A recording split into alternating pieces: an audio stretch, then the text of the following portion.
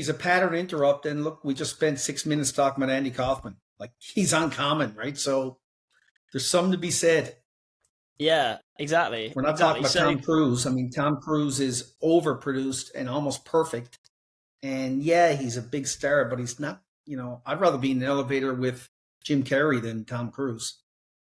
Stuck. Tom Cruise is an interesting one though because of the whole Scientology thing. Yeah. I think that's why I don't want to be stuck in an elevator. I can't see. I loved because Tom Cruise. I love Tom Cruise. He's done some of my favorite ever movies. I love Mission Impossible. I grew up on Tom Cruise because I do too. I love even Top Gun, the recent one. I love It's so all the good. Mission Impossible. But Yeah, he's so perfectly produced, and compared to Andy Kaufman, I actually think if I was stuck in the elevator, I could predict what Tom Cruise would talk about. And even though I got questions about Nicole Kidman, separate point, Andy Kaufman would be odd. And I think, weirdness is okay to be celebrated. And I'd rather be stuck in an elevator with someone weird so I can just have some fun and the time passes. I think with yeah, Tom Cruise, I just feel worse about myself because he just looks so damn good still. yeah. It's I know that whole Hollywood bubble though. Like, it's hard not to turn strange. I think in that sort of bubble. Yeah, big time. Who's your heroes Big then? time, Like, man. who's your like people in Hollywood that you've looked up to in your life? Hmm.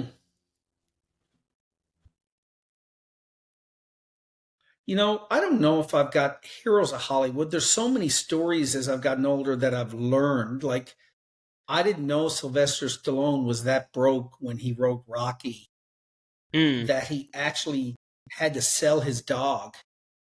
Oh, really? I didn't And know then that. he actually made the movie and he went back and bought back his dog for like $50,000 or something, right? But he believed that he should be in the movie so much because they didn't want him in the movie.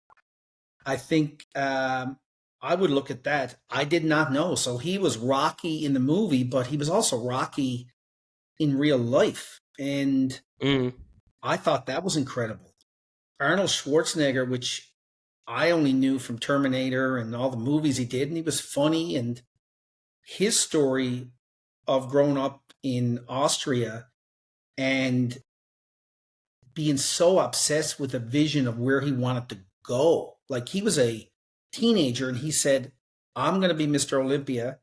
Then I'm going to move to America. Then I'm going to run for office. I mean, we're dreaming of like, I want to go out Friday night and blow $20. Like, that's how big my dreams were as a teenager.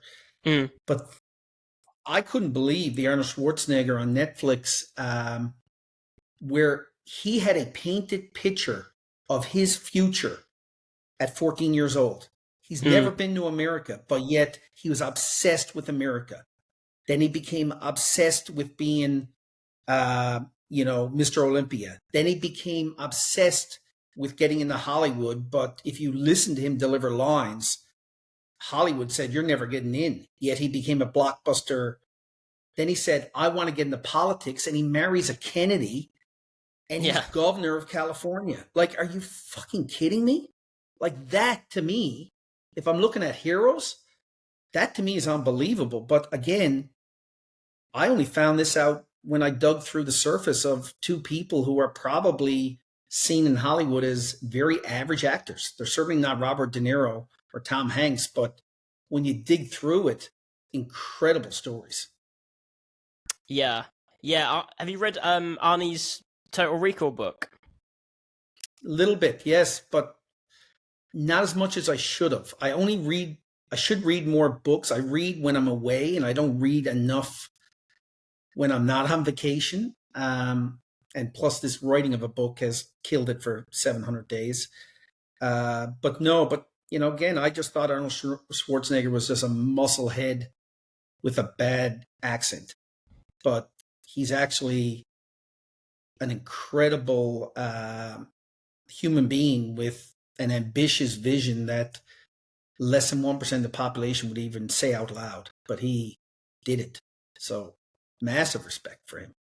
Yeah, his I assume you've watched the whole Netflix doc then, but it's it's Arnold. basically like uh, it's quite similar to the book, but obviously the book has more detail. The book's massive, but Yeah, it's amazing though. Like you're totally right. Like really is. for him, it's I get his newsletter like every week. He does this like motivation newsletter, and Okay. he did one the other day, and it was like he was telling people to like put down their phone and get off their machine is what he used, because he was like, Mm. the more time you spend reading other people's stories, that's time that you could be spent visualizing your own, Wow. which I think is a good point. Wow. Very good. Very Mm. cool. And, this guy has done it, but you got to dig below the surface of people like him, right? Because you just don't know this part of it. So I think everyone's got a story, and people love hearing stories. And I'm still a sucker for a great story. I really am. Like, if you want to engage me, a story is gonna do it, and We'll it's tell you either what, got to we'll get to your surprise story. me.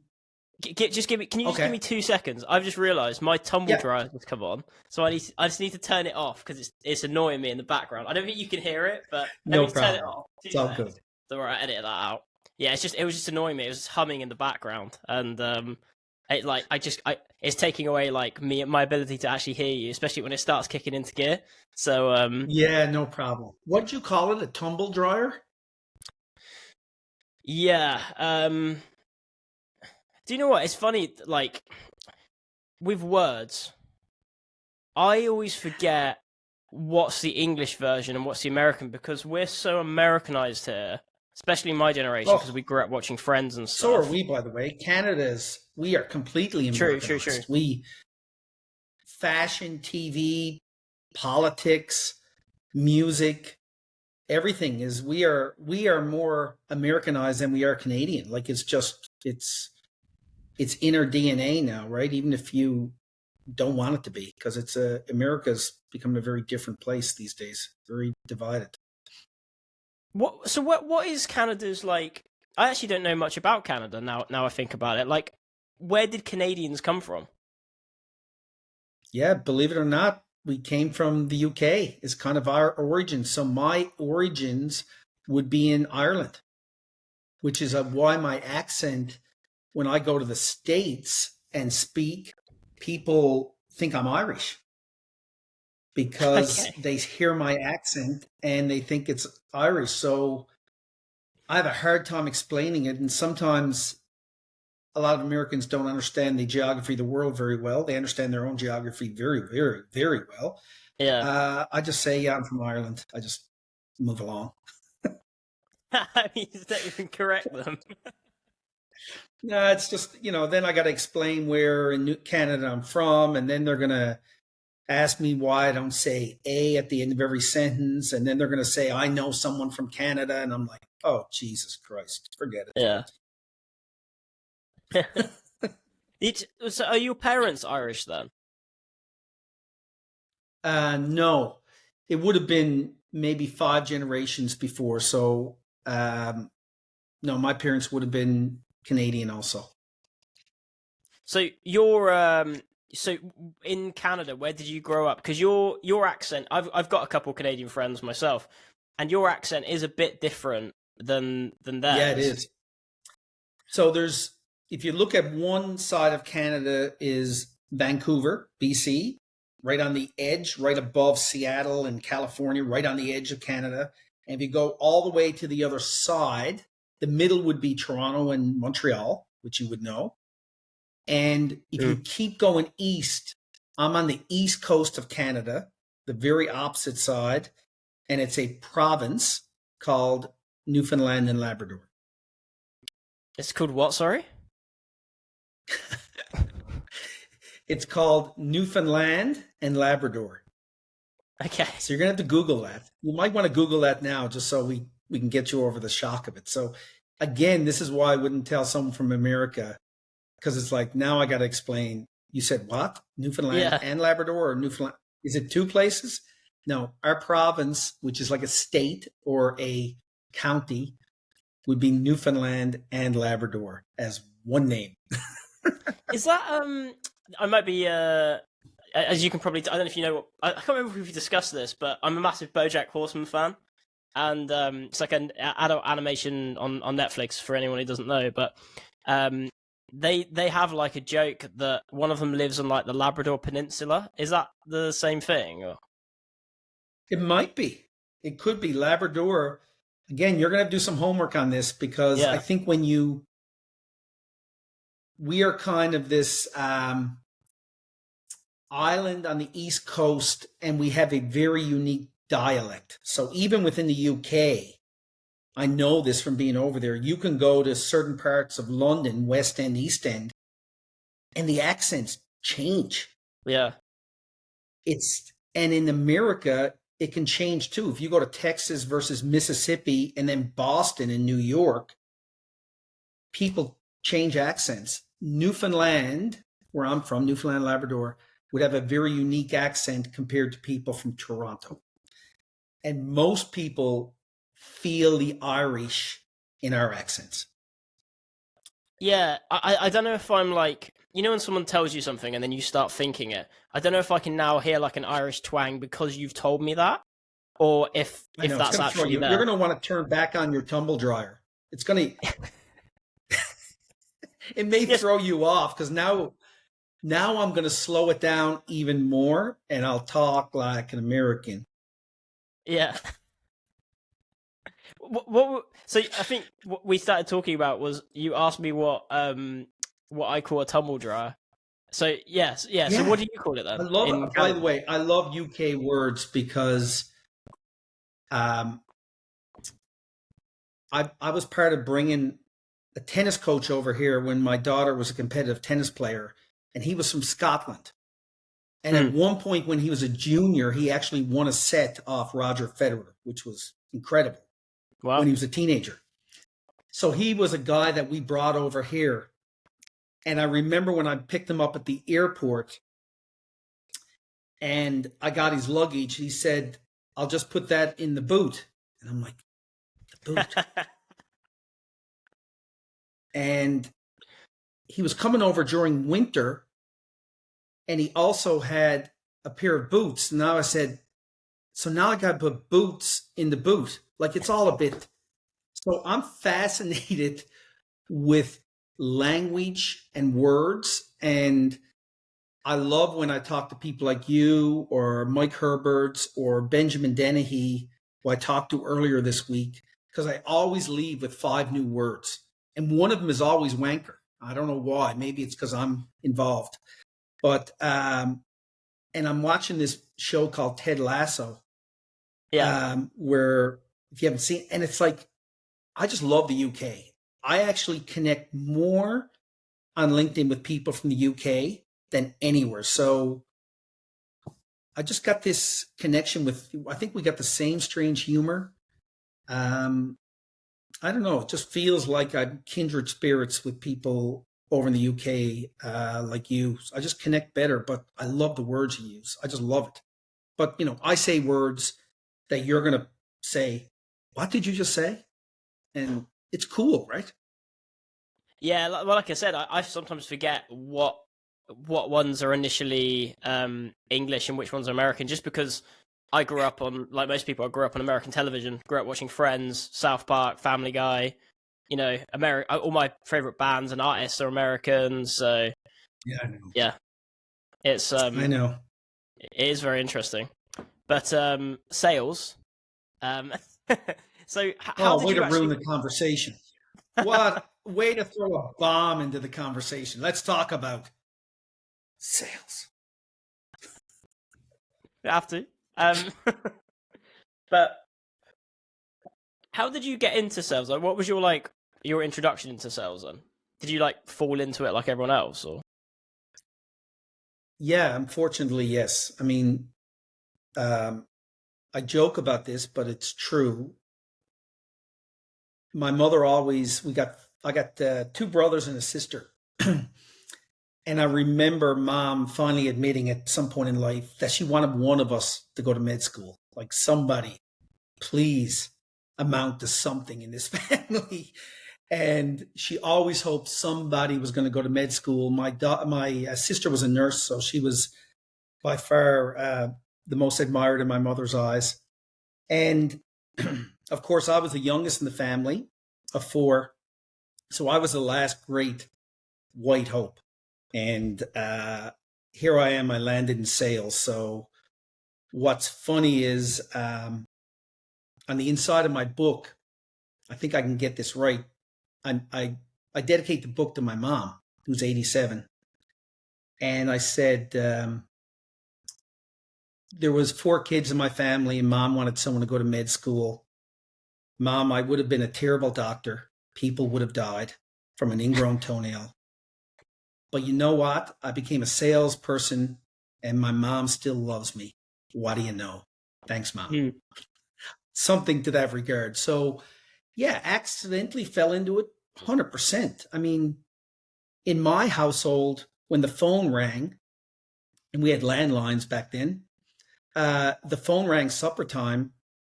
I saw the way my parents and my grandparents treated salespeople. So why would I ever want to be a salesperson? I mean, it was the last place I would ever want to go. The phone rang.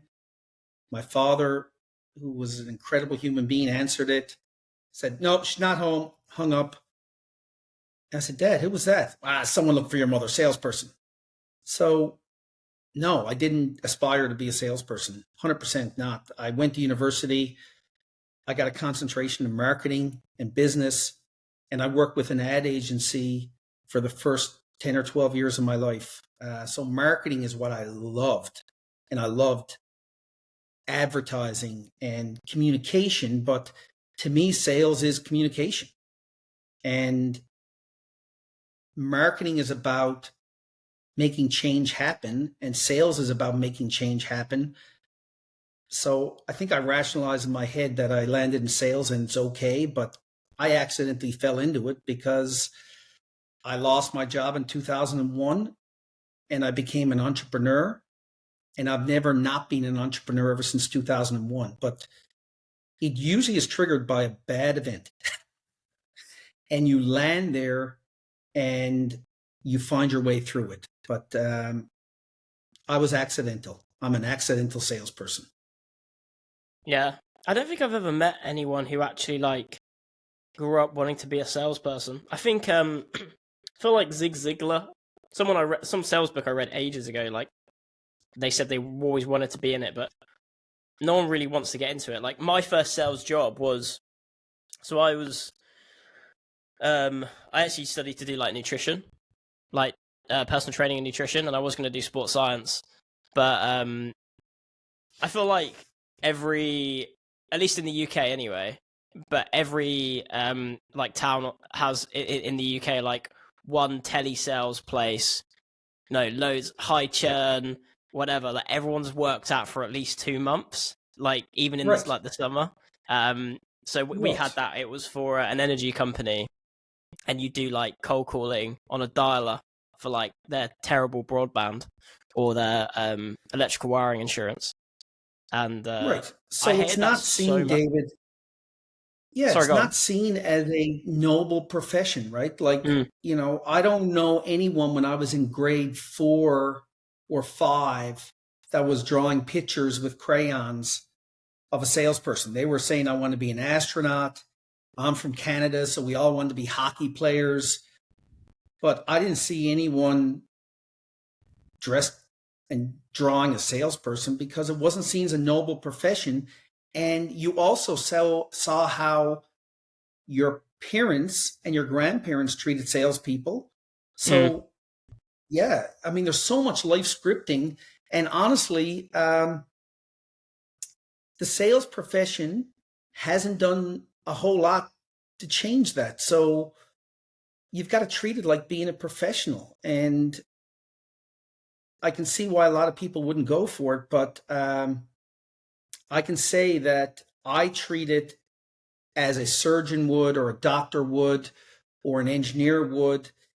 I treat it as being a professional, but that means you got to show up like a professional. And the problem is that most of the training is so poor. I think you've got good people doing bad training, which equals a broken person. These aren't Mm. bad people.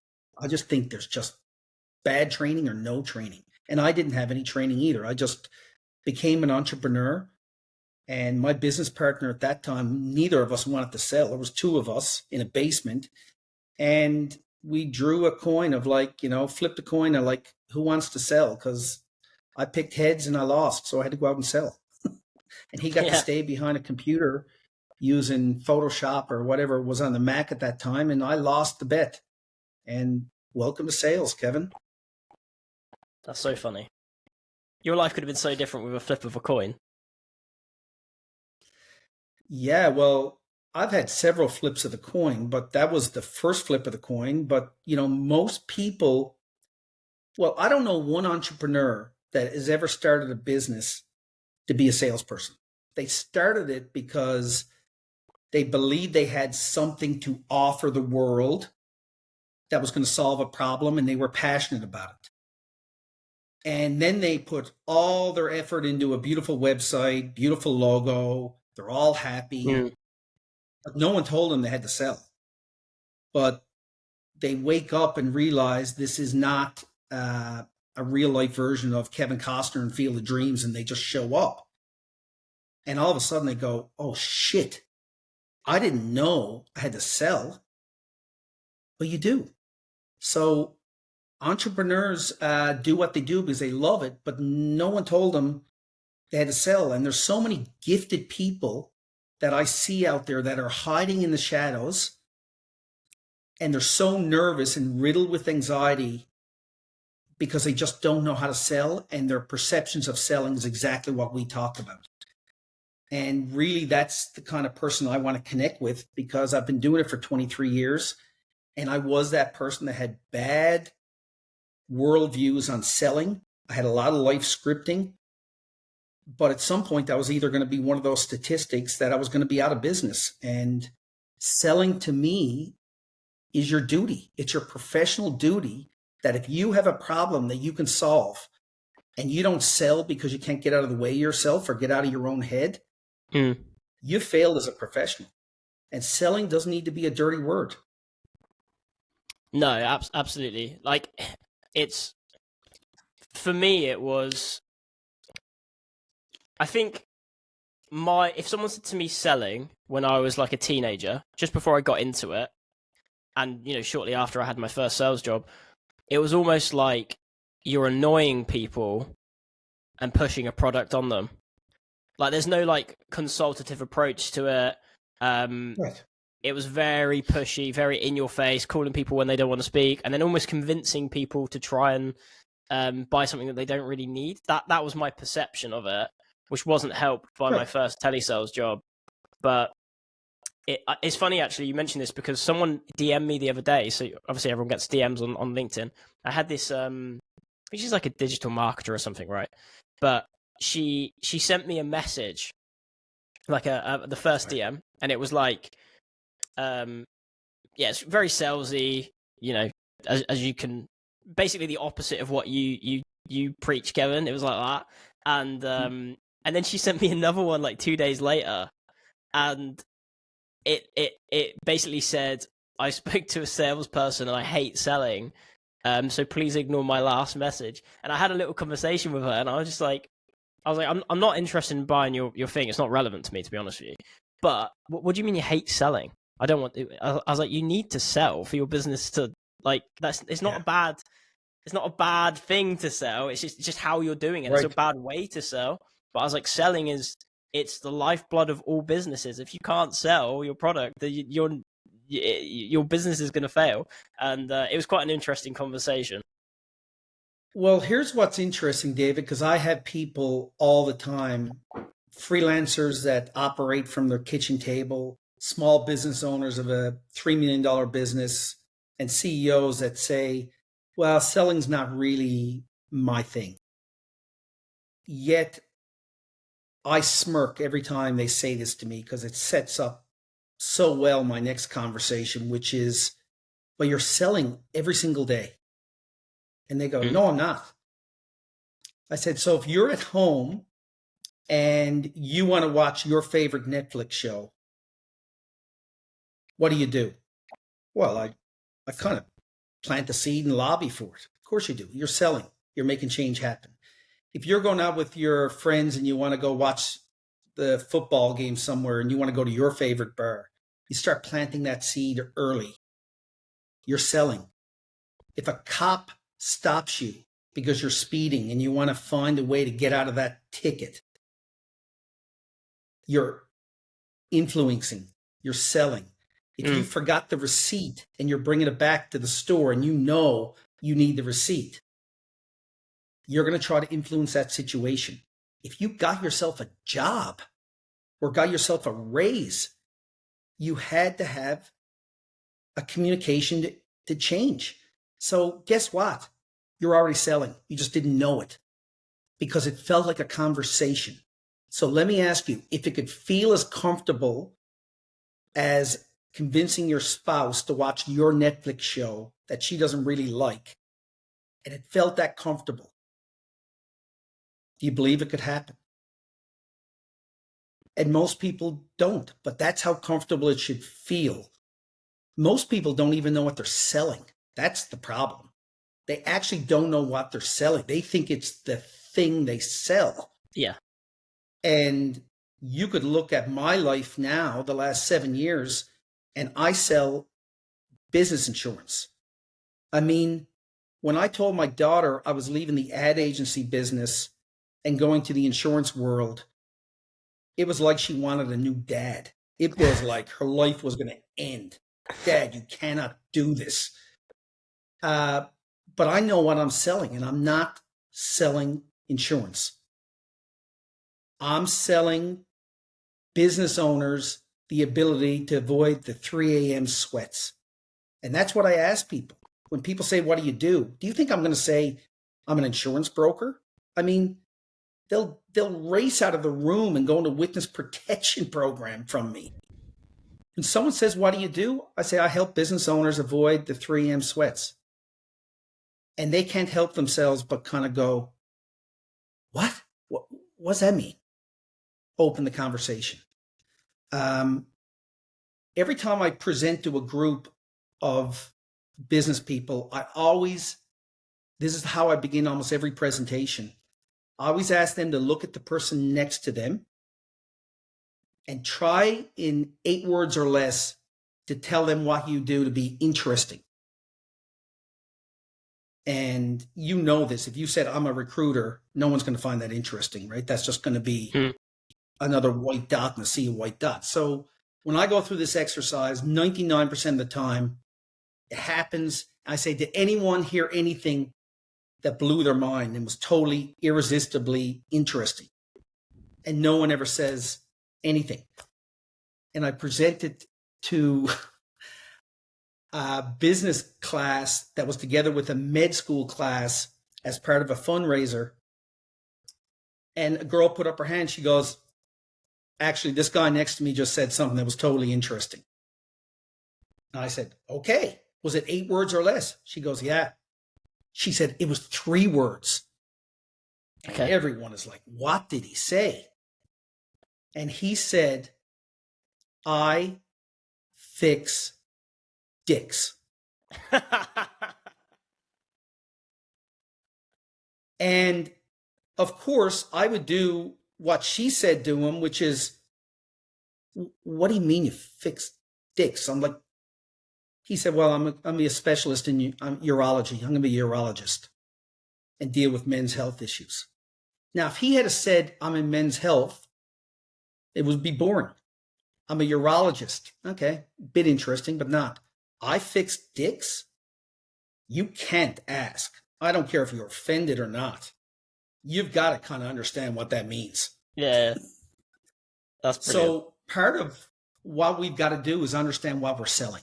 And he knew what he was selling. I mean, it was pretty cool. I think he framed it up in a really cool way. And again, people don't really understand what they're selling, and they lead with the thing. And entrepreneurs are the worst at this, because I am one.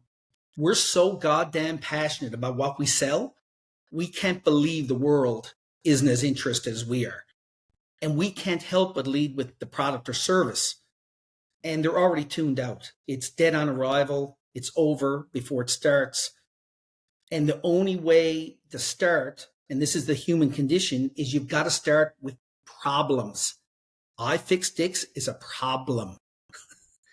You've got to start with the problem, and you got to take a chance and bring a hypothesis to the table. And if you lead with problems, people pay attention. If you lead with your products, dead on arrival. But it's very hard to tell an entrepreneur that. And that's why the more passionate they are, the more it's harder for them to get some of these messages. And I was once there. So I was there. So I am speaking because this is the after picture of Kevin Casey. The before picture of Kevin Casey post 2012 was everything that you wouldn't like about sales. So I've lived that life. I don't want to go back there. So how did you, like, what was the turning point then? Because obviously that's quite a big time period there. What, like 11 years? You flipped the coin in 2001. You go into sales, you've got 11 years, and then you pull the handbrake on and do a U-turn from the sounds of it. What caused that? What was that process like? Well, let's just call it a sudden impact. April 18th, 2012. You remember big dates in your life. You remember when you got married. You remember when your kid was born. You know, some people remember the day JFK was shot. I remember April 18th, 2012. And up to that point, selling was hard, but I did it. And, you know, we grew an agency to $5 million, and I was relatively successful, but I was exhausted. I was chasing more lies than leads. And on that day, something tough happened. And I talk about this in the book because it is a turning point. We were in the final stages of this long process. No one treats anyone worse than ad agencies, by the way, maybe salespeople, but ad agencies had to do so much spec work up front. No other profession does more. But, you know, back then in 2012, this would have doubled the size of our agency. We were in the final stages of it.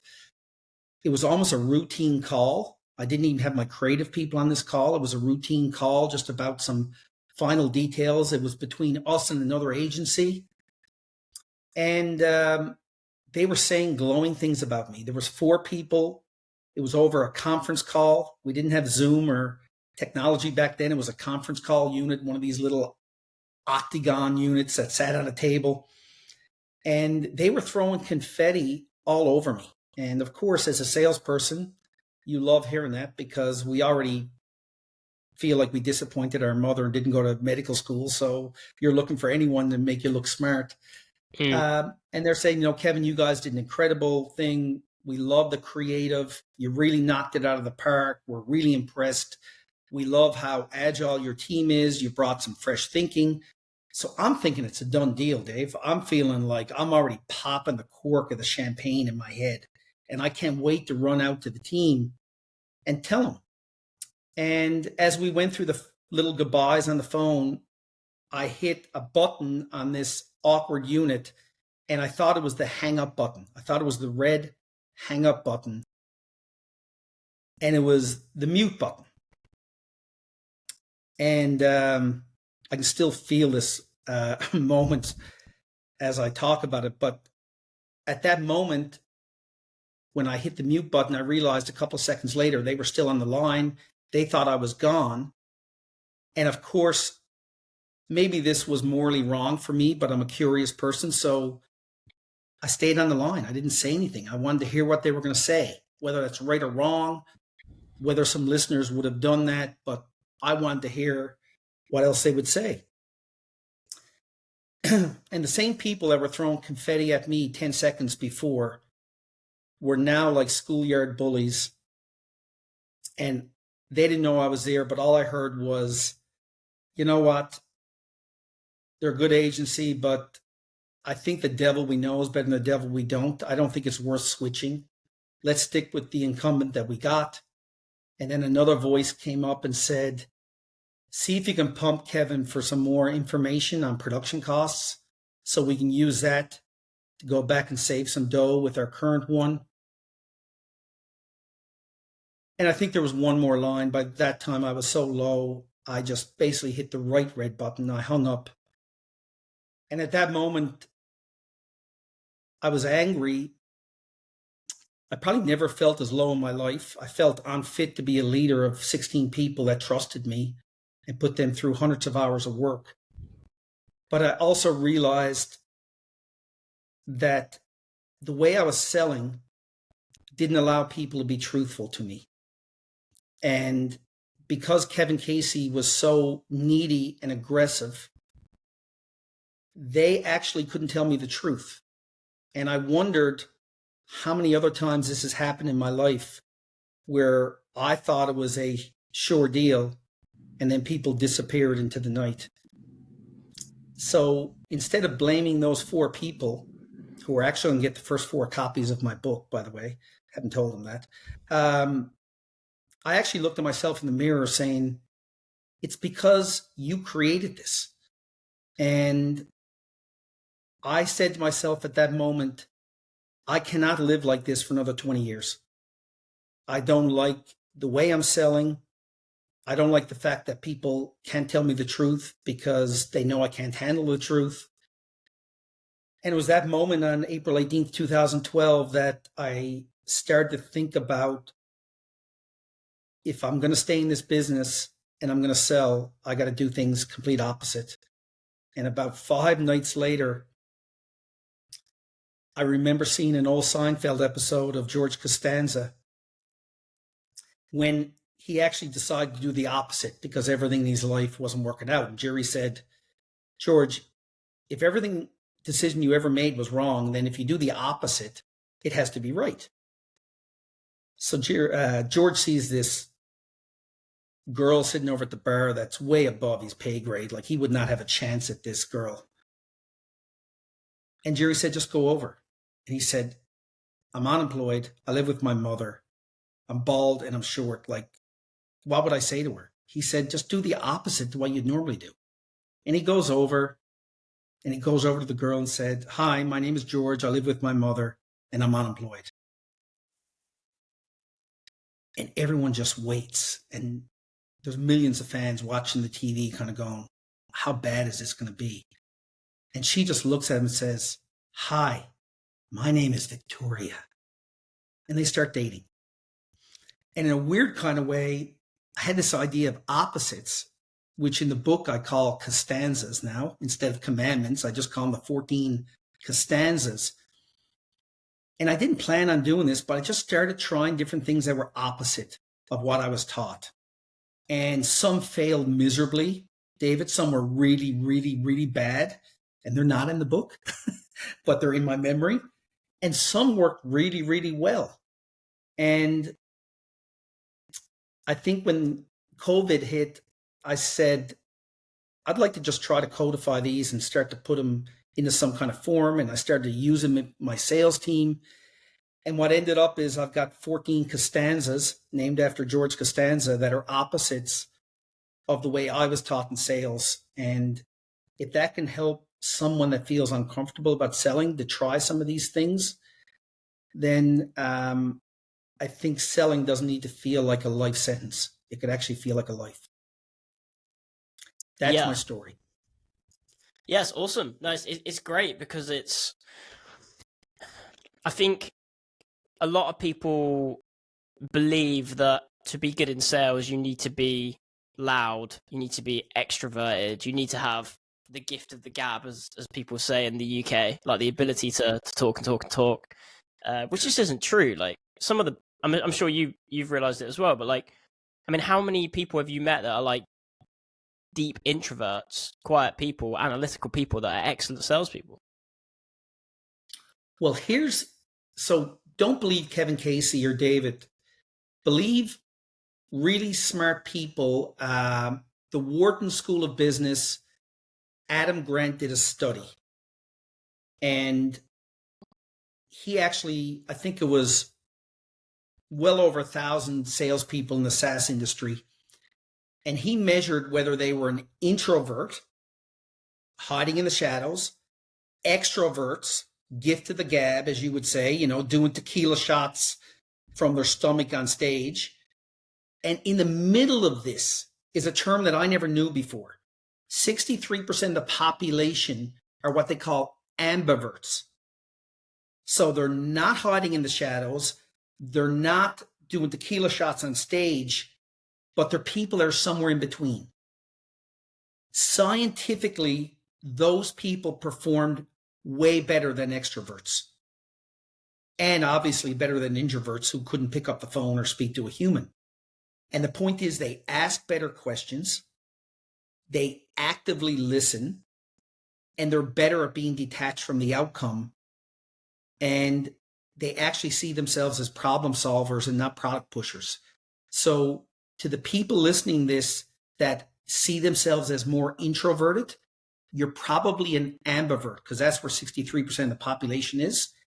The good news for you is you actually have all the DNA to be an amazing salesperson. So that excuse is now over.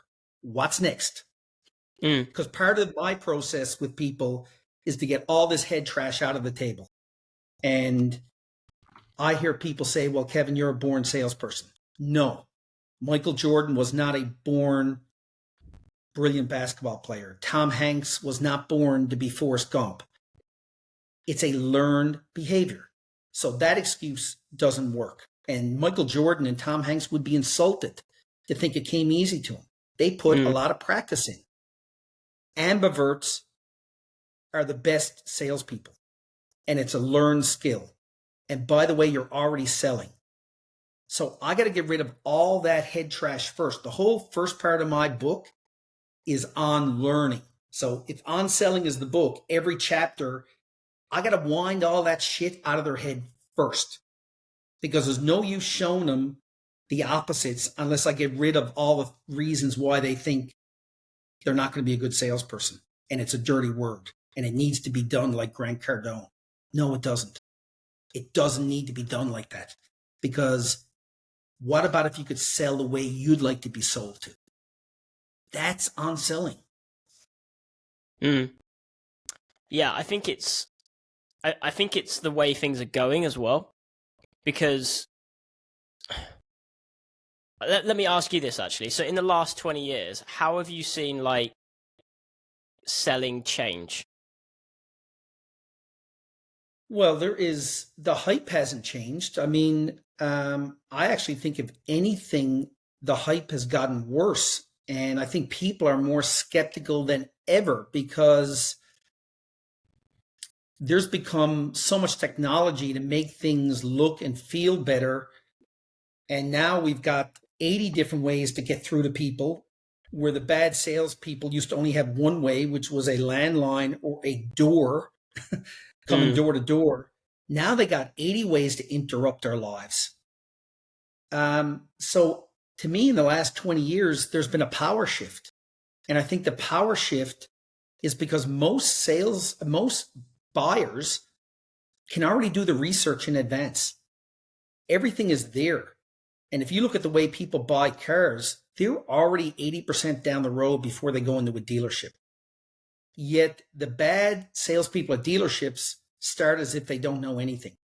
So for me, the great opportunity is to actually show up with something that's going to let them know that I might not be a fit for them.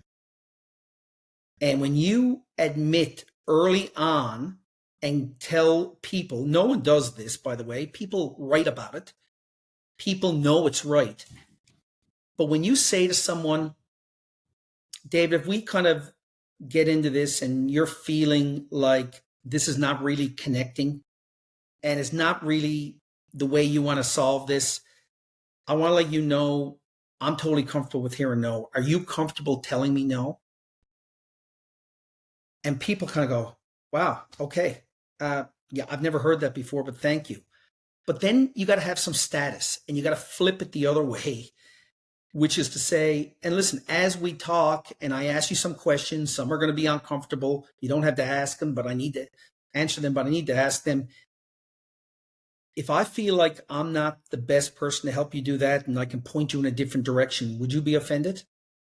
People go, wow, no. Like, do you do that sometimes? I said, yeah. I mean, honestly, be quite frankly, 3 out of 10 times I can help people. 7 out of 10 times, I might just give them a little piece of advice to solve it on their own.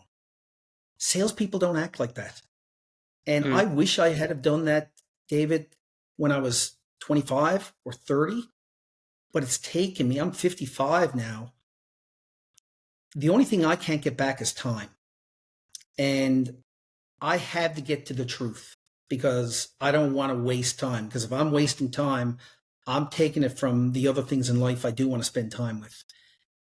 And when I went from seeking the truth over seeking the sale, it became a conversation to me. And I never feel like I have rapid heartbeats anymore, or I'm stressed out making a call, because I know 7 out of 10 times I'm not going to be the fit anyway. So I want to lose faster. And that is such a weird thing for me to say. I played sports my whole life and it was been about winning. Now my life is about how do I lose faster? And how do I let people know it's okay to say no to me? And I'm not one of those needy people that are going to chase you around. And I just hope the people that maybe read my book can find it a lot faster than I found it, because it took me a long time to get there.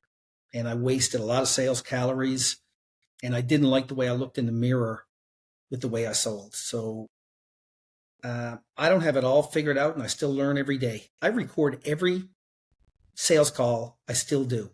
And I still catch myself interrupting people, not letting them finish their sentences. My tonality sometimes is more like a CrossFit instructor than a TED talker.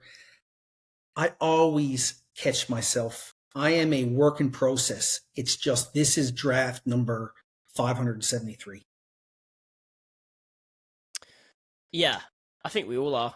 And for me as well, I was talking to someone about this the other day, actually, about why I still read and reread sales books and just books about, psychology and that sort of thing. And for me, I was saying, like, sometimes I read them because I know I know that tip, or I know that technique or whatever, but I forget it, or you fall into bad habits. And 100%. obviously, you like to think you get better over time, but then sometimes you are human. Like, you do, like you said, fall back into things that you were actively trying not to do 2 years ago, and then suddenly you're doing it again. And I feel like this is the problem with like sales training as well, because a lot of sales trainers are just teaching stuff that they were taught 15 years ago. 100%. Repackaging it. It's a weird here's one. the hard lesson I learned, David. I get a sense the reason you're rereading things is the same reason I did. I used to believe if I read it 5 more times, I would believe it, then I would do it. And that order is actually totally messed up. The hard part about some of the stanzas, the 14 of them in my book, and I can't help you with this, this is just the way it is. You've somehow got to find the courage to do it first and then believe it.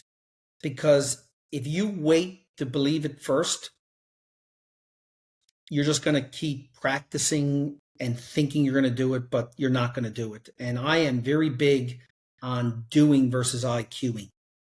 And with my team, I still make sales calls with my team. And I've got a 26-year-old that I've just hired from the banking world.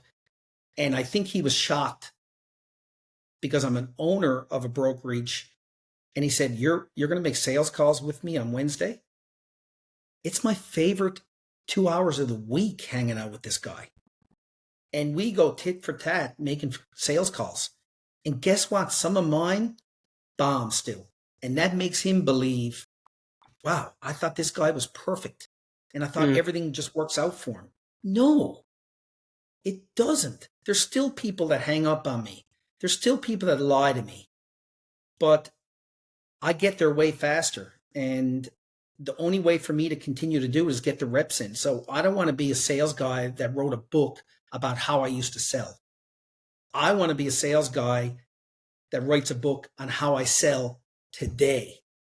And I didn't write this book, overlooking Cabos in Mexico, talking about how I used to sell. I wrote it at 5 in the morning to 7 in the morning for 700 days straight. That felt like hell. And I felt massive imposter syndrome. And I hated the book so many times. But I sell every day and I work every day.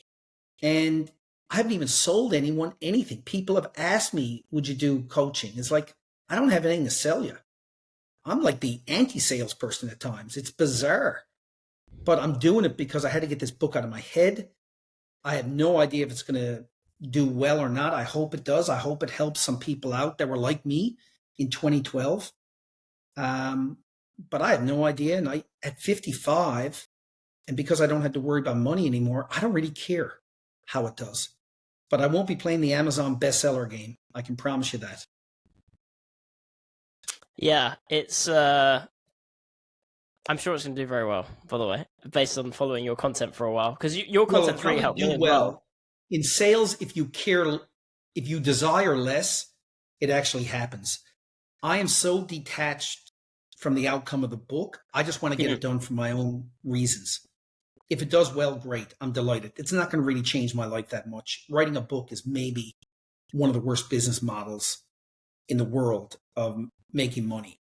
And by the way, I thought I could do this book alone. I had to pay some super smart people to keep me accountable.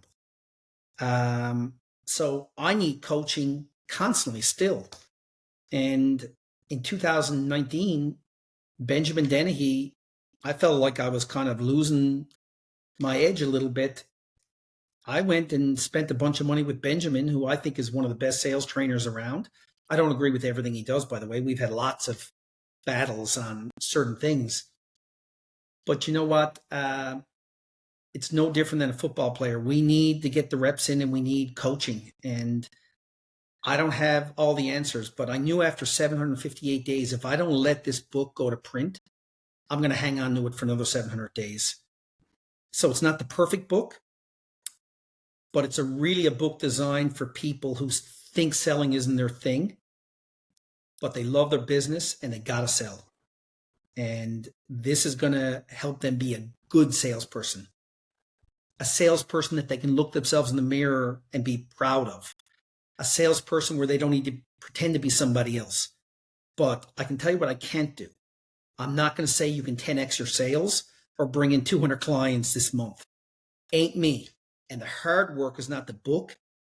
It's actually taking some of those 14 Costanzas and having the courage, while other business owners and salespeople roll their eyes and laugh at you and say you're going to look silly, having the courage to do it. And if you don't do that, this book isn't going to help you. Because you touched on it a bit there, and it's something that I took a while to learn, especially because I did sales for 5-6 years before I did recruitment, and I learned eventually how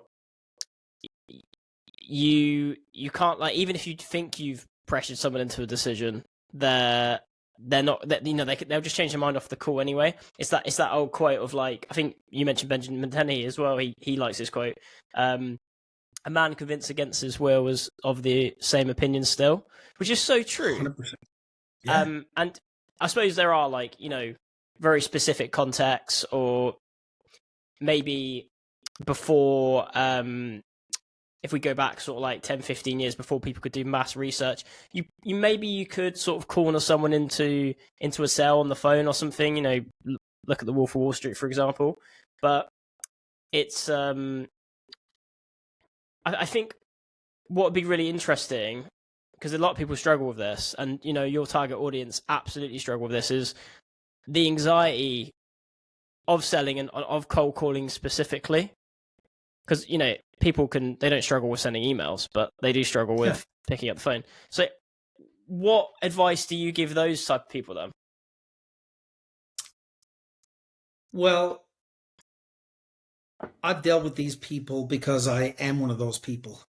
And there's this term, I don't know where I heard it. And sometimes when I read my own book, because I'm actually reading the final draft now, I can't remember writing some of these chapters. Like, it's that odd when you get deep into it. But there's a term I used in chapter 8 called sales incest. And I know what entrepreneurs do because I was one. We join a business group or we join a bunch of other entrepreneurs who suck at selling. And we all gather together and we crack open a beer or drink a cup of coffee, and we all moan and grind and whine about all the things that aren't working, and we blame it on something else. And then we share ideas that suck to other people, and then they take it and they try it, and it still sucks. So you're surrounding yourself in this sales incestuous community, and it's like real incest. The more you do it, the uglier it gets. And what happens is you're looking for cues of these other business owners. And what I would tell somebody is this: if you're going to read my book, and there's lots of great books out there, please do not tell some of those other business owners you're reading it, because they're going to tell you it's wrong. They're going to tell you using humor in sales is not professional. They're going to tell you that showing up a little on okay is not okay. And they're going to tell you need to be enthusiastic and passionate, and that only makes you create more sales resistance. So hide the book from these people because they're miserable, and misery loves company. And like-minded entrepreneurs who have anxiety should not be hanging around with other like-minded entrepreneurs that have anxiety around selling. What they need to do is find someone that's been there, done it, and changed it. And I don't think it's going to be easy, some of the things, but when I tell people that prospecting is not about selling, they don't believe me. They say, well, yeah, if I'm calling someone, I'm trying to sell them something. I said, you're not. All you're trying to do is find out, are they emotionally curious about a problem you solve that they may have? You're not talking about a meeting. All you're doing, and if they're not, perfect, because there's 7 billion people in the world and you got to move on. And when I can get them to start thinking about this as not selling, and you're literally just trying to find people that may be curious to know a little bit more, and you're problem solving and not product pushing. And that comes out in the words you use, your tonality, and the way you behave. When I show them that, and then I remind them, by the way, that as much as prospecting sucks, because I don't really like prospecting, I've been doing it for 23 years. If you put me under a lie detector, it's going to say that, wow, he doesn't really love prospecting. I don't. But the consequence of not doing it is worse. And 65% of businesses are going to be out of business in 3 years because they believed a better website and a better logo and a better value proposition and a better mission statement was going to get them the business. So they got to get over the fact that selling is their professional and moral duty, and it doesn't need to feel like selling. But it shouldn't feel like charity either, because you will get used and abused and you'll get every info hog taking it. But if you bring your dog to the vet, they're not doing it for free. And if you're going to diagnose somebody who has a problem, you should be charging for it. So part of it is head trash. And my advice to these people is avoid the sales incestuous communities, because those people are going to fight tooth and nail on why some of these principles that I talk about don't make sense. And the point is, I would ask them, how are you doing with sales right now? And they're doing terrible. So why would you listen to them? One, I'm sure you get asked this question quite a lot, considering your sort of like anti-sales, unselling approach to everything. How do you balance though? Like, do you ever work with people who go completely on the other end? Like, because we all know salespeople who are afraid to like even ask for the sale, right, or ask for the meeting. Like, they just talk and talk, and then their conversation sort of ends. The person's ready to buy or ready to progress to the next stage, but they don't do it. Um, how do you find that balance between actually, unselling and being consultative and problem solving, but also having the ability to close the deal, so to speak? Yeah. So it's really, really simple. You take the close step out. There is no close. So in my on-selling methodology, the close does not exist. So it's not a step to get anxiety about, because if I had closing as the fifth step, they would be starting to think about that when they're in the fourth step, and the bead of sweat would start dripping down their side. So you close at the beginning, which you bring up all the upfront objections up front. And instead of starting a meeting that no one knows where it's going, you make it very clear how this is going to work. Are you comfortable telling me no? Are you going to be offended if I tell you no? If we both say no to each other, if we both don't say no to each other by the end, does it make some sense to set aside time and talk about next steps? I mean, if you start out with just those three things, there is no closing, because here's my close. So, David, I think I can probably help you based on what we talked about. What would you like to happen next? That's the invisible close right there. And I ain't going to medical school. I ain't that smart, but that's my close. What would you like to happen next? And I am telling you now, my 20-year-old daughter, who has never sold in her life, she could pull off that line. And she's not going to get stressed out that if she finally believes someone has a problem, you're dealing with the right person, and they have a problem you can help. Can you just say this? What would you like to happen next? That's it. There is no close. So get rid of the close. The close is like, again, this is from the Glengarry, Glen Ross, Grant Cardone school of, here's 80 different puppy dog closes, the Ben Franklin close. I mean, honest to God, the titles of the sales books. So I started to try to figure out how many sales books were written, and my thumb got a cramp at like 22,000 sales books. And the titles were like, 10x selling, ninja selling. If you're not first, you're last. I mean, no wonder people are afraid of salespeople.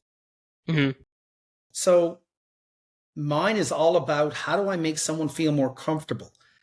But the one thing I do know is, if I can make people feel comfortable on the inside, they're never going to make someone feel comfortable on the outside, because they'll feel it. They'll feel your anxiety. So the first thing we got to do is we got to unlearn all those habits, and we've got to start trying some things in a safe place. And that's why role playing, which is very hard for people, role playing is the fastest way to learn. If I was ever going to do a course, which I don't think I will, because I run a brokerage full time, I probably wouldn't make someone sit through 108 modules of on selling. I would probably create a digital gym, where we just do reps all day, and we role play, and we take real situations where, David, you could tell me, what were the three things this week that happened that put you in the back of your heels? And let's role play it. That's the only way to do it. But you got to feel comfortable. You don't want to be wasting that on good leads. You want to waste it on someone that you can fail in front of. Yeah. And for me, Benjamin Dennehy, I did a lot of role playing with him, and I thought I was pretty good, but he took me to another level. But What did you do though? What specifically did you do? We did a lot of role playing, but he also really showed me that there's a difference between aggressive and assertive. And I always go back to think about these two dogs in my neighborhood when I was a kid. And there was this one little dog that we all loved. I'm going to call him Chase because I don't want the parents of the dog to know. Talk about the dog. So Chase, little red dog, a little dog that every kid played with on the street, always wagging his tail. You could throw a ball to Chase 100 times and he'd go get it every single time because he wanted a pat on the head. Then there was this other dog that wasn't a pit bull. It was just a dog that was a little more detached, and let's call that dog Case, because I know that family too. And Case always hung around our dads in the neighborhood that were barbecuing because he knew that his target audience, and he wasn't going to hang around us kids because he knew we would just kind of beat him out and throw balls and make him do weird things.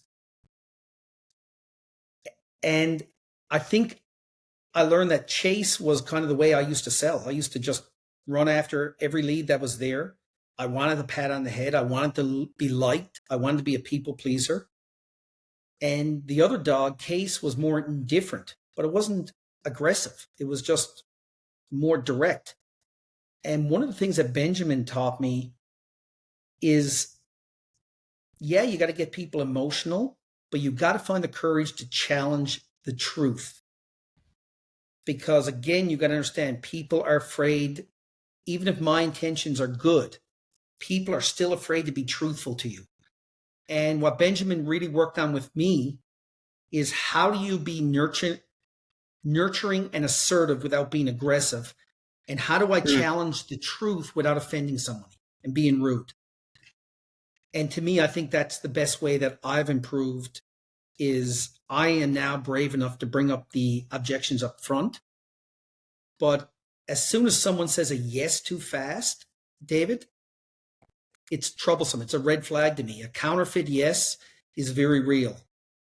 So when I dig into it a little bit and I realize that this has been a problem for 6 years,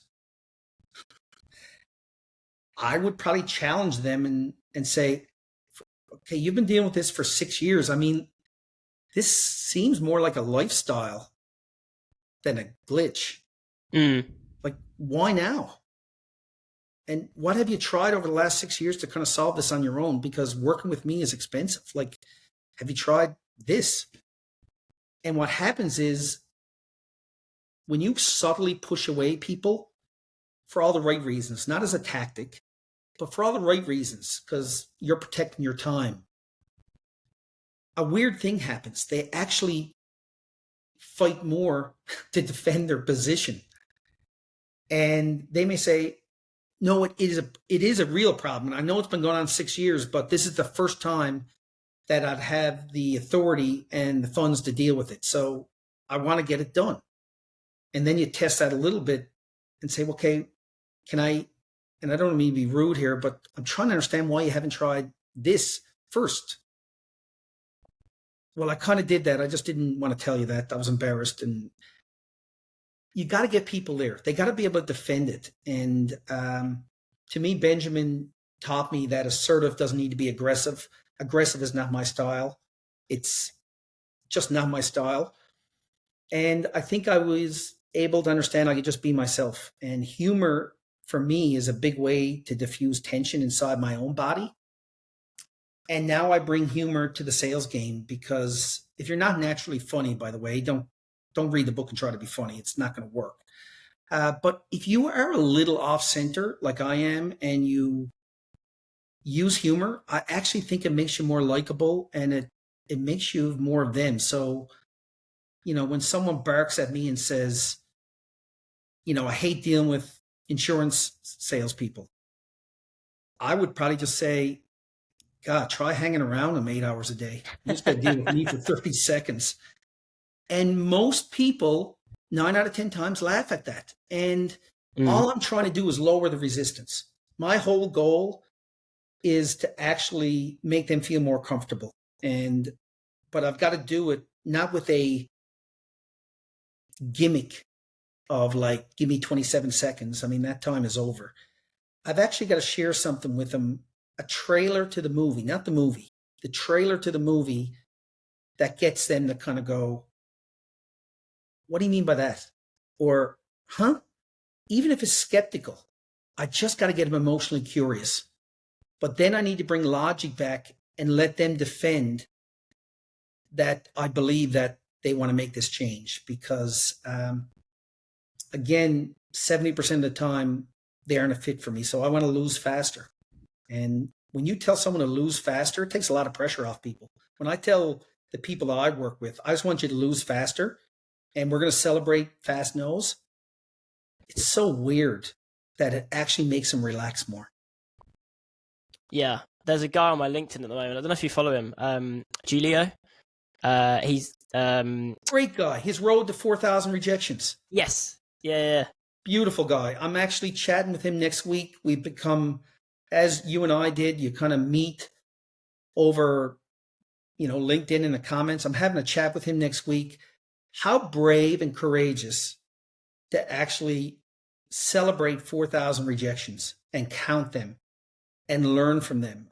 Massive respect for that guy. I love it. I think it's great.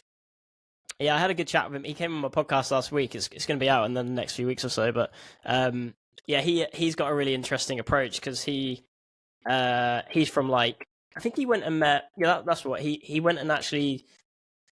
He was really successful in recruitment, and then he ended up thinking he was really good at sales, like most recruiters I think do. But the way you sell in recruitment is very different to how you sell more generally, right? Exactly. Yeah, and he's really interesting. But that's such a doing your cold calls. Like if you're anxious about that, if you rather than sort of trying to judge yourself on or being worried about, oh my god, he's going to say no, he's going to say no, she's going to say no, she's going to say no. Yeah. You're like, oh yes, one more rejection. And it's funny, isn't it? How a small mindset shift like that in sales can really help you deal with the anxiety of the job. I think he's come up with his own little tool to help him deal with it. Jerry Seinfeld used to use a calendar and he used to write a red X. Every day he wrote a new joke, and everyone's got to have their own system to deal with it. I went through so many years where I was worried about payroll and making payroll, and it's hard to say to someone who's worried about making payroll to be detached from the outcome, like when you need to make the outcome. So you've got to find other ways to do it without just coming up with one of these flavor of the month detached from the outcome things. That doesn't really help people. But I think, the example you brought up, everyone's got to find their way of dealing with it. For me, I had to see myself as a problem solver and not a product pusher because I wanted, my dad who passed away in 2019, if he was a fly in the wall, would he like the way I sold today? And I just had to get to that thing to feel more proud of what I was doing for a living. And the ironic thing is when I started to do less, but better, I got more. And it was the strangest result of my whole life that how did this actually work? It's just so counterintuitive. And yeah, it is funny, isn't it? Like how once you start, I feel like most salespeople have this quite a similar path in that they start off in the traditional route. They start off with push, push, push, super enthusiastic, in your face, and always trying to get that outcome and completely attached to the outcome. And then over time, the good ones anyway, they sort of do what you did in that they start actually maybe it's like a confidence thing or like a control of your ego thing, or maybe you just mature as you get older. Because I think for me especially, I was so scared of giving them an out. I was actually taught not to give people an out. Sure. Because it's well, they'll take it. They'll always take it. So why would you do the way I do cold calls now is very much the popular way, have you got, you can hang up now, give me 30 seconds, etc., etc. Yeah. And you're giving them an out early. But the way I was taught throughout the entire process was be very, very careful with the words you use, because you you don't want to give them that option to hang up. You don't want to give them that option to not take the job or not accept, because Yeah. if you do, they'll always and then if they do as well, by the way, and this is like more of a culture thing, which hopefully with people like yourself, people like Benjamin and all these other sales trainers that are becoming really popular, is that we'll be able to change the culture. But when you've got that culture where your manager is like punishing you for those who do back out of the process because they think the way they were taught, they're like, well, you've lost the opportunity now. That was your fault because you gave them an out. I would never have done that. Do you know what I mean? I think it's, again, these are not bad people. I even look at the worst pitch slaps I get on LinkedIn and the worst sales calls.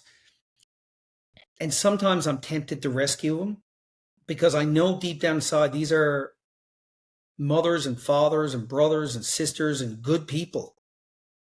They're just in such a bad environment and they're under so much pressure. They don't know any other way to do it. And my life is a tale of both of those. So I was thrown into a room and given 2 days of product training with, bad coffee and donuts. And I became a product expert and I was a terrible seller. And I did okay, by the way. Like, you can be an average seller and still do okay, but man, you're not going to like the person looking at yourself back in the mirror every morning. So I've been through that. It is a life sentence. It's not a good way to live, even if you're making money. But I don't blame it on the people. I think these are just good people. And unfortunately, sales is not treated like engineering or medicine. And people, as long as they don't drool over their shirt and they can get 5 words out, they're hired. And the problem with entrepreneurs is even if they're afraid to sell, they don't know what to look for. So then they hire the salesperson that looks like the one on TV in Hollywood. So they can't hire a person either because they're hiring the wrong salesperson because they don't know what it is to sell. So it's a vicious cycle for small business people, entrepreneurs who love what they do, can truly help the world, but they're hiding in the shadows. And honestly, when I met Seth Godin for the first time, and I told you I sent a cold email to him, and he responded to me and he spoke at an event with me and waived his fee. I mean, it was incredible. The one thing he said off camera to me was, Kevin, who do you want to write the book for? And who do you want to help if you could do it for free? Like free. And I went, oh God, that changed my mind, because I first started writing this book for the insurance people who were more order takers and salespeople, and they were frustrated. When Seth Godin told me that, I said, I want to go back to the person I was, the business owner who scared shitless to sell. And he said, that's who you need to write the book for. And I shredded 116 pages and I started again because of Seth Godin. And, I don't hound him. I acknowledge in the book, and I've sent him the manuscript and stuff, but he helped me massively reframe who this book could be for, because he said, who would you do it if it was for free? And the truth is, I want to help people who I know can help the world, but they're stuck at a kitchen table as a freelancer, and they're doing every bit of research, and they're doing a beautiful website, and they're doing everything on Vistaprint, beautiful business cards, and they're afraid to do the one thing, which is selling. And they got such a negative stigmatism, they think it's beneath them to do it. And I'm saying you can do it without pretending to be someone else, and you can do it in a way that you can hold your head high. But it ain't going to be easy, because it wasn't easy for me. And I don't use the word 10x or crush or conquer once in my book, because it's not a sales book about conquering prospects. It's about conquering yourself. That's what this book's about. Yeah. No, it's great. It's great. I'm so excited to see how it does and see the reaction. When's it out? November 30th. Oh, not long. Not long, no. And I don't have a lot of experience in books, so all I know is my book coach is over in the UK. we're very close. She puts it up on Amazon. It's there. Um, I've got a couple of hundred books myself I'm going to have, and I'm going to send those to special people like you around the world, and send it to those 4 prospects who lied to me because they had to lie to me. They couldn't be truthful when I was on mute and I thought I hung up, but they're getting the first 4 copies. Not as a vengeful way of doing things, because that was a turning point for my life. So I only caught them doing what everyone else was doing. And if you're not comfortable with salespeople, we all lie to salespeople. I still lie to salespeople, especially when they show up like salespeople. So they're getting the first 4 copies of my book, but you'll be somewhere in that, David, I promise. I appreciate it. That's going to be really interesting. Do you have you tracked them down? Do they know they're getting this, or? I know where they are. Yeah. They have no idea that, you got to understand, they have no idea what they did, and they're not bad humans. They knew that I would never take no, and I would hound them the rest of their lives, the 2012 version of me. No, I'm just going to probably say something vague like, I know it's been over a decade, but I just thought you'd enjoy this copy. And there's a little story in it that may have you in it. You just don't know it. Yeah. And thank you for giving me, there's a cough medicine in Canada called Buckley's is the brand. And it tastes terrible. And they took that weakness, and the tagline is, it tastes awful and it works. And for me, 2012, April 18th, these 4 people, it tasted awful, but it made me a better version of me. And I hope no one has to go through what I went through back then. But this book is the before and after picture. And I'm giving you the stuff that worked for me. And I've left out all the bad things that I fell flat on my face, because there's lots of Costanzas. There was much more than 14. There was some colossal bad Costanzas I tried. So I just hope it helps some people that were the version of me. Yeah. No, I'm super excited to read it. Honestly, I've been following your content for a long time, which is obviously why we ended up speaking. And you initially got me curious, because I was like, what is this guy talking about? Like, unselling? Like, I thought you were like a person who hated salespeople or something. And I suppose that there is a sort of slight aspect to that. So I did my job. I got you emotionally curious. That's all I wanted to do. Yeah, this is what happened. I honestly can't remember how I came across you, but I saw the unselling thing, and then I was like, okay, you've got my attention. Followed your stuff for quite a while, and I know we had a little back and forth on LinkedIn for a while, but yeah, no, I'm really looking forward to unselling the book, because it is called Unselling, isn't it? Yeah, it is. Yeah. Yes. Yeah. Just like the shirt. Yeah. But you know what's funny? Even if it doesn't, David, here's the thing. My editor, who helped me take this from 75,000 words to 60 and still kept all my weird personality in it, I think she knew how hard it was for me to write this book. There's a reason 2% of people actually write a book. It is hell at times and very lonely. She actually sent me this in the mail. I think I showed you. So if nothing else in life, even if the book doesn't do well, I have my own bobblehead, and my God, I think I've made it. If you got your own bobblehead, and the forehead is they got it perfect. It's like, that's amazing. It's so accurate. It's very accurate. So, you know what? Thank you, editor. I appreciate it, Nicole. It's a great gift, and he's in better shape than me, but the rest of it's pretty well the same. That's great. No, I was just going to say, it's what I'm excited about is it just seems so different, than the average sales book, because a lot of them can seem quite samey, and it's sort of like regurgitated and repackaged stuff from other books.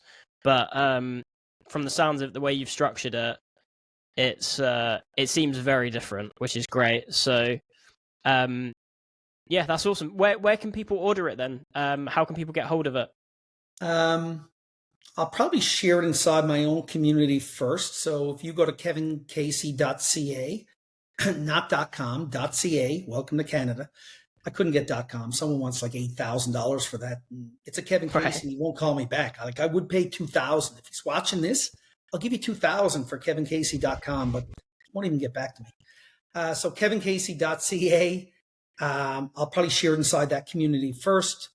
It'll be on Amazon. You know, I don't have any plans. I run a brokerage of 90 people full time. I'm not on a book tour.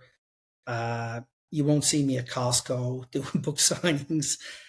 Amazon is a way to do it, I guess. And, you know, for the people like you who have been nice enough to invite me into your world, you're going to get your own copy along with a couple of surprises. So that's how you can find it. So thank you for inviting me on. I appreciate it. Well, if you don't promote it, I'm sure many of us in your network will. So yeah, super excited to have that come out. Other than that, like, you know, thanks so much for coming on, mate. It's been a really interesting chat.